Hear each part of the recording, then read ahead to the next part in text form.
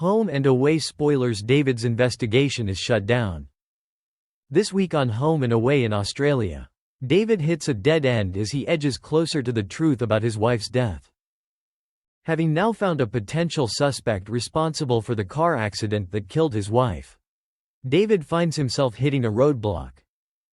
For the past 2 years, daughter Jo has been unable to remember the circumstances that saw her car come off the road and hit a tree, killing her mother Christina.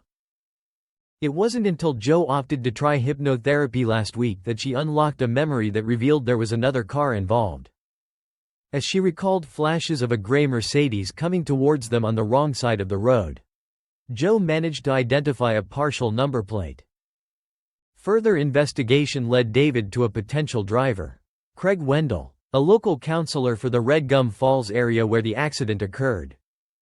Curiously, Councillor Wendell had gone on to sell his gray Mercedes only 6 days after Jo and Christina's accident. David requested a meeting with Wendell, who showed up at Yabby Creek Police Station the next day. Whilst he was sympathetic to hear about the accident, he explained that not only does he not have any recollection of what he was doing that day, but any member of his team could have been driving the car at that time. David pointed out that Craig would likely have old schedules he could look at to find out his whereabouts at the time of the accident.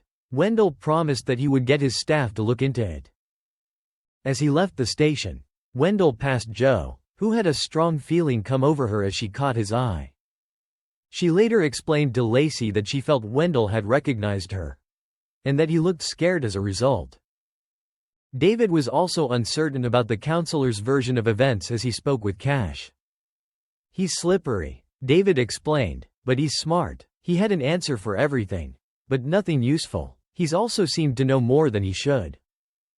This week, it comes as no surprise to David when his attempts to follow up on his request seems to hit one dead end after another, and he struggles to find any way to progress. Eventually, Wendell decides to hide behind his lawyer, who orders David to back off.